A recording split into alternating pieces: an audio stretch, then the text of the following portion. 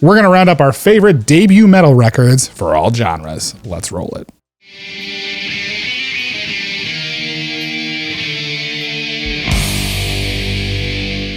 Death, Scream, Bloody Gore. Dude, this album is super innovative, blending horror themes with extreme metal, something that would very obviously become an essential trope for any successful death metal act.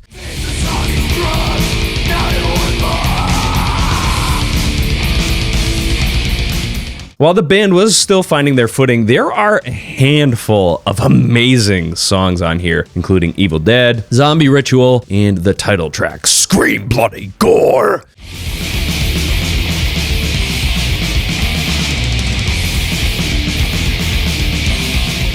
This is a true prototype death metal record, taking high-gain guitars, wild drumming, and insane bass lines. If you watched our death discography ranking with Matt Zappa, this one ends up being third in our overall discography ranking, which is pretty fucking monumental.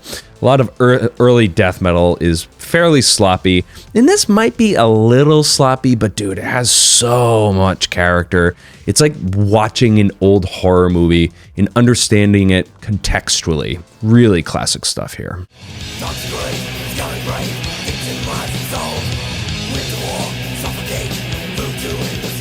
Morbid Angel, Altars of Madness. This record released in 1989, and it's a landmark album in the history of death metal for good reason, with lightning-fast guitar riffs, intricate solos, and menacing vocals by bassist David Vincent. The band created a sound that was just unprecedented in its ferocity.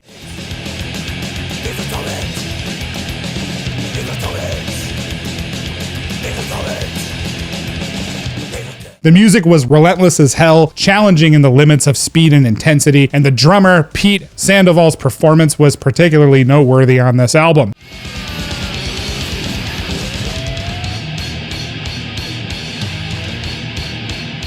Aside from other death metal bands exploring the gore territory, or goratory, what are you talking about? Morbid Angels' Altars of Madness took things to a new satanic level. What sets them apart were the dark and blasphemous lyrics, which added a totally different evil character to the death metal sound.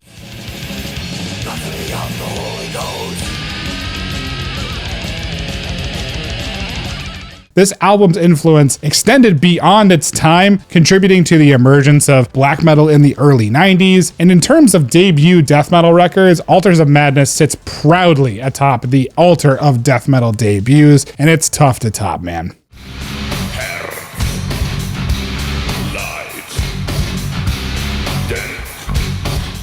Ramstein, Herzeleid. A band that is probably looking at the end of their career. Man, this album fucking blew our minds apart circa 1995 when it came out.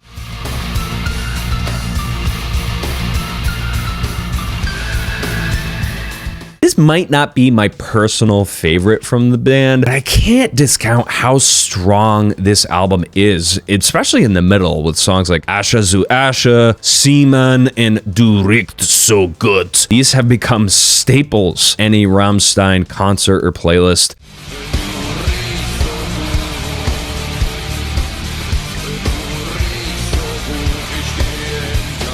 This band is just one of those classic acts from the 90s and into today, and Herzeleid set the bar super high for these guys and really the world of commercial metal in general.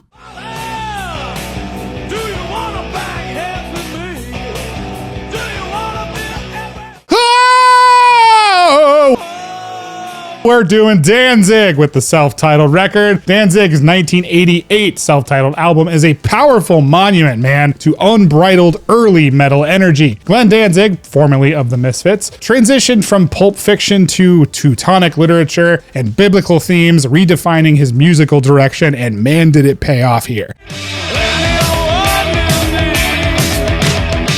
The album opens with Twist a Cane, exemplifying Danzig's sultry, bluesy guitar riffs, vividly violent lyrics, and that iconic evil Elvis swagger.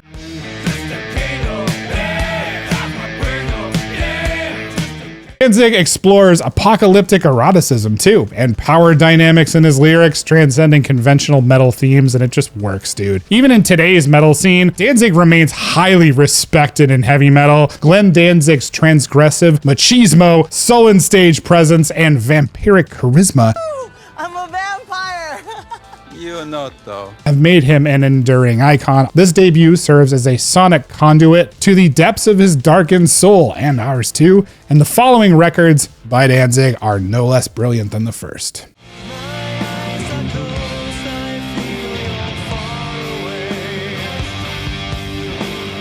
HammerFall, Glory to the Brave. One of my 2 power metal picks here, folks. This is one of the best in Swedish metal, power metal in particular of all time. And for 1997, this was fucking groundbreaking.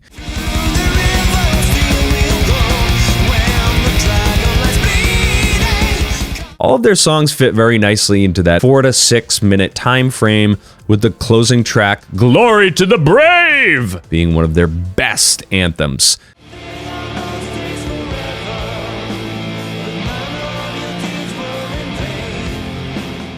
Like with my previous pick, I'm personally more of a fan of their sophomore record, Legacy of Kings, but this album sets the bar super high for Swedish power metal, a classic in its own right.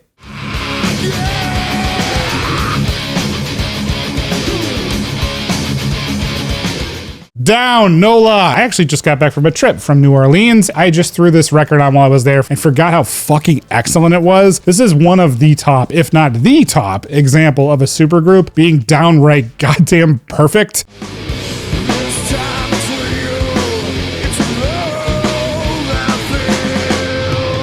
Featuring members of I Hate God, Crowbar, Corrosion of Conformity, and of course Phil Anselmo of Pantera on vocals. This record sounds like a sludgy Louisiana swamp, and it sounds fucking amazing. It just rules.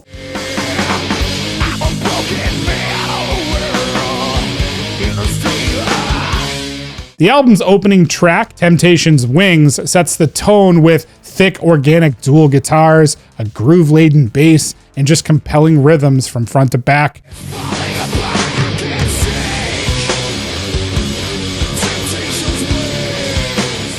Anselmo's vocal performance stands out here too, showcasing how killer his style fits with sludgy stoner metal. Nola takes listeners on a journey through a range of moods too, from langorious blues tones to hardcore tinged sludge. Overall, Nola remains a highly unique and influential record, and if you haven't spun it for some reason, fucking fix that.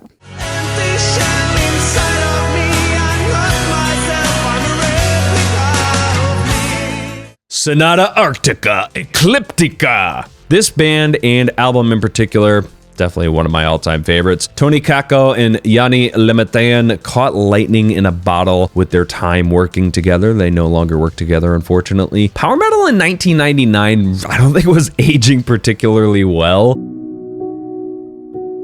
A lot of bands really trying to kind of shake off the glam influence that carried over from the 80s and lean more into like the Boston and just kind of high energy rock and metal that was really influential to these bands.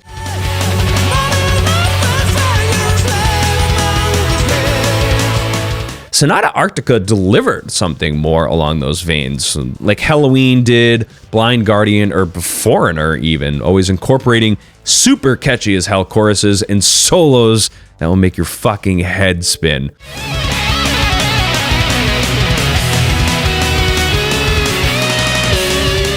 From sad boy ballads to power metal shred fests, this album delivers everything I want and need from a power metal record in 10 songs in 48 minutes. Still one of the best.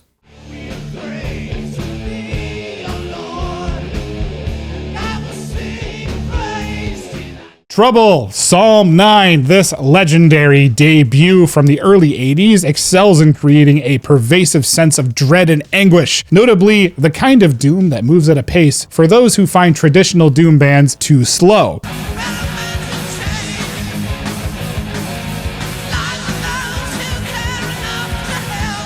The opening track, The Tempter, encapsulates their unique style, seamlessly blending contrasting riffs from tritone to thrash-like riffing, creating tension and release dynamics that are just unparalleled.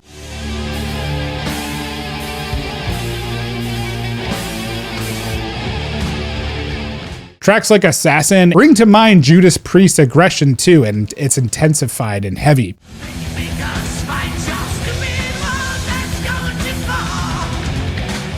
The combination of guitars and groovy percussion enhances the record's weight. The sporadic use of harmony adds an eerie, nightmarish touch too.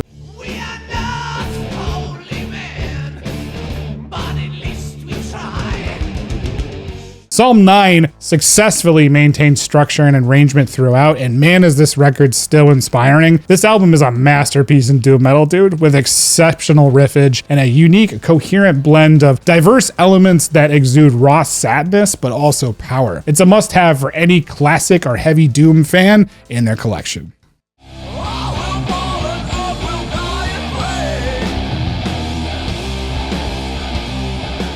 The Sword, Age of Winters. Kind of unusual that this is my only Doom pick on the list, but hey, here we are. I already wrote this fucking thing, so no turning back. This album has aged super well. With its fuzzed out stoner riffs hooking deep into your skin and dragging you along the forest floor for the ride. Comment down below if you know who I'm referencing there in that sentence.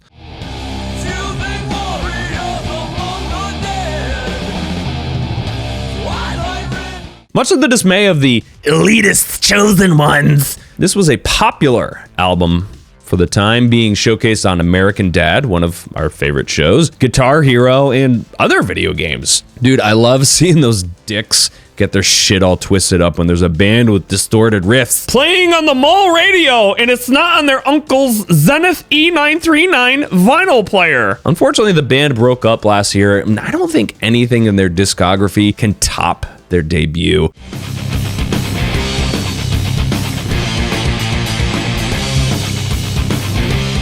Maybe High Country, but if you ask me, that one's a little bit bloated. Age of Winters. What? Age of Winters is perfectly paced. Scope it.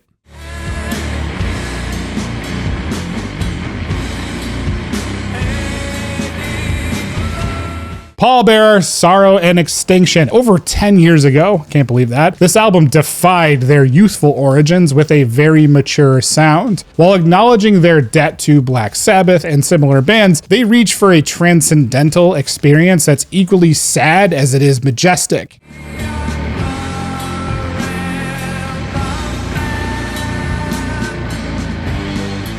Their music combines elements of psychedelia, 1970s prog, clean vocal harmonies, and ambient keyboards while preserving that heavy essence of doom metal that we all love.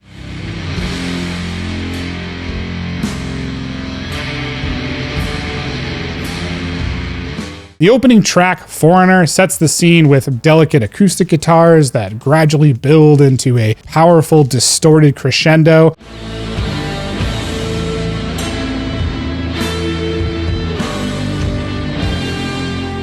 And Brett Campbell's vocals, man, often compared to a young Ozzy Osbourne with the range of Geddy Lee, it adds a unique dimension to the band, creating a space for patient compositions with just colossal climaxes.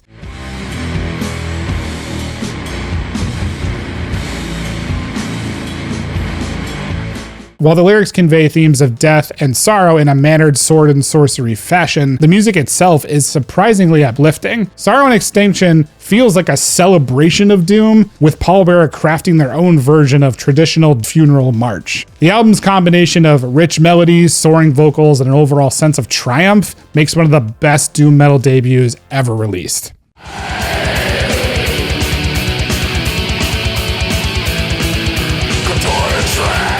Opeth, Orchid. I love all of Opeth's stuff, dude. Fucking flat out, I don't care. They have something for each of my 69 moods, from aggro and scary to melancholic and ephemeral.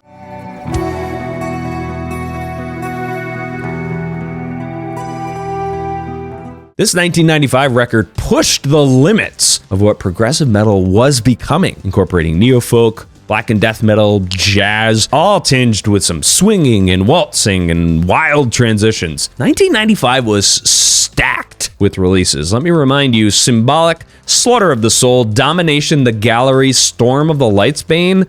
It's crazy to think that Orchid can stand on its own among these heavy hitters.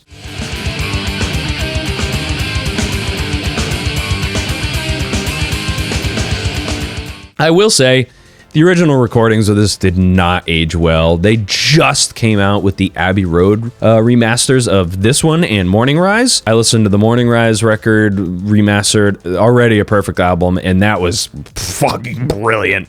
Cannot wait to spin the new remaster of Orchid.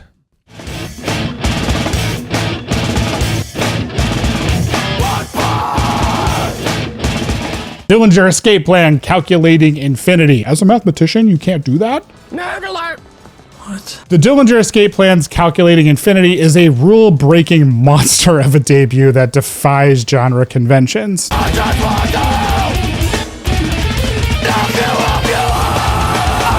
This album seamlessly fuses brutality and sophistication with anger and despair, and also hardcore with mathematical jazz. But that's simply not possible.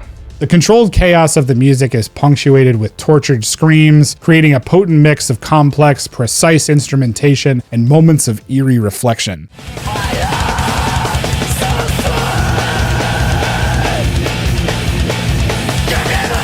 The album is a roller coaster too, of just blinding speed, technical prowess, and occasional introspection, which I appreciate. The calmer sections reveal the band's diverse influences too, from prog-oriented bridges to avant jazz progressions.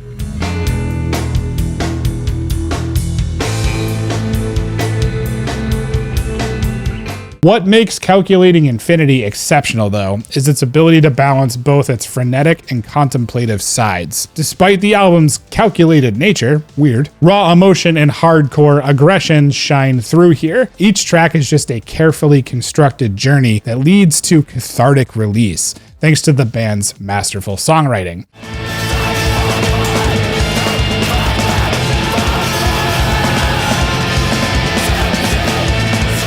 Calculating Infinity deftly blends mathcore, hardcore punk, free jazz, avant-garde metal, and progressive metal into a just paradox. I don't know how this record worked this fucking well, but other bands have been chasing this magic ever since.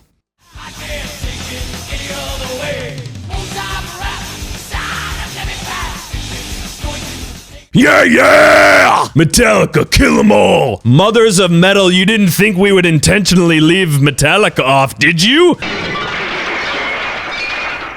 We actually almost did, just to twist some of your nips, but I was like, nah, I fucking love that album, dude. It's probably been years since I've spun it, but this record, front to back, is just chock full of hits.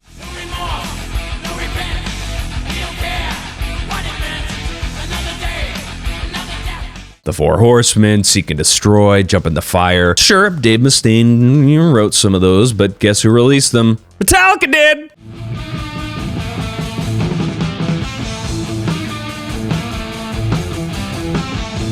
This band would just go on to dominate the scene, the country, and eventually the world. Kill 'Em All set a standard not only for Metallica, but metal in general.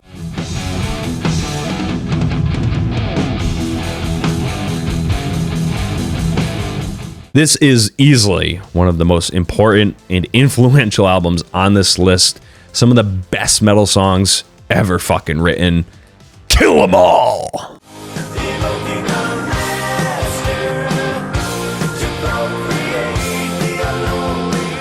Ghost, Opus Eponymous. Ghost's debut album is easily one of my favorite metal records ever. Poser. Fuck you, don't care. And as a debut, it still blows my mind. Drawing inspiration from Merciful Fate, Witchfinder General, and also classic horror films, Ghost captures the essence of retro satanic rock.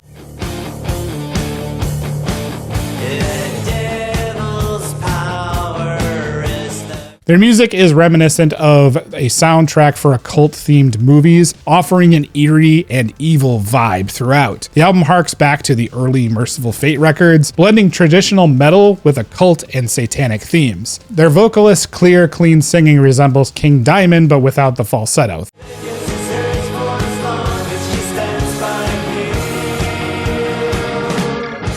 and the guitarists deliver classic, heavy, catchy riffs and solos reminiscent of the great Judas Priest, while the keyboards add that haunting church sound with horror movie sounds as well. The result is a collection of very memorable songs, such as Conclavi con Dio, Ritual, and then Elizabeth.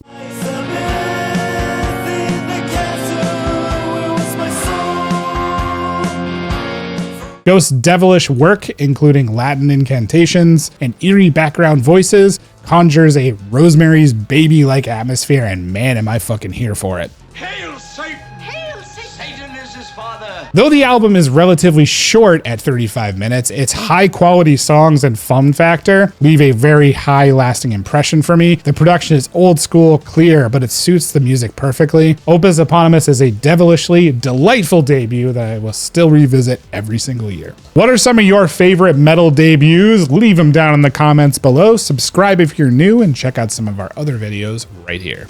Go with the gods, Forgemates. Read yourself Psalm 9.